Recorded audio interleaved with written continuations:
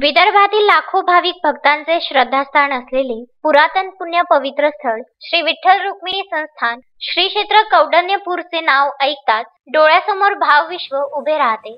प्रामुख्याने या पवित्र कौंडण्यपुराची जोपासना कर्मयोगी संत गाडगेबाबा, वंदनीय राष्ट्रसंत तुकडोजी महाराज, श्री संत अच्युत महाराज यांनी केली आहे। या पवित्र नगरीत श्री गाडगेबाबांच्या संदेशाप्रमाणे श्री गाडगे महाराज संस्था, श्री क्षेत्र नागरवाडी व श्री गाडगे महाराज समाधी मंदिर ट्रस्ट अमरावती यांच्या वतीने श्री गाडगेबाबांचे निष्काम सेवक असलेले बापूसाहेब देशमुख यांच्या मार्गदर्शनात कडाक्याच्या थंडीत अंध अपंगांना मायेचा आधार देत सुंदर उबदार स्वरूपाचे ब्लँकेट तसेच गाडगेबाबा बहुउद्देशीय संस्थेतर्फे कुबडी स्टिकचे मोफत वाटप करण्यात आले। यावेळी श्री विठ्ठल रुक्मिणी संस्थानचे अध्यक्ष नामदेव अमाळकर यांनी बापूसाहेब देशमुख यांचे शाल श्रीफळ सन्मान चिन्ह देऊन स्वागत केले। प्रामुख्याने यावेळी बापूसाहेब देशमुख यांनी वैराग्य मूर्ती गाडगेबाबा यांच्या सेवा कार्याची माहिती देत दरवर्षी या ठिकाणी अंध अपंगांकरिता अन्नदान व वस्त्रदान कार्य सातत्याने सुरू राहील।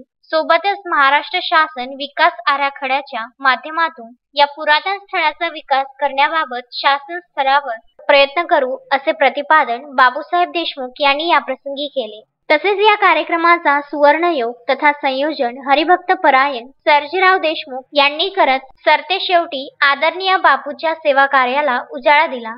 तसेच हरिभक्त परायण भरत महाराज रेडे, प्रकाश महात्मे, गजानन जवंजाळ, श्री गाडगे महाराज संस्था नागरवाडी येथील सेवक मंडळी, कौंडण्यपुरातील ग्रामस्थ उपस्थित होते।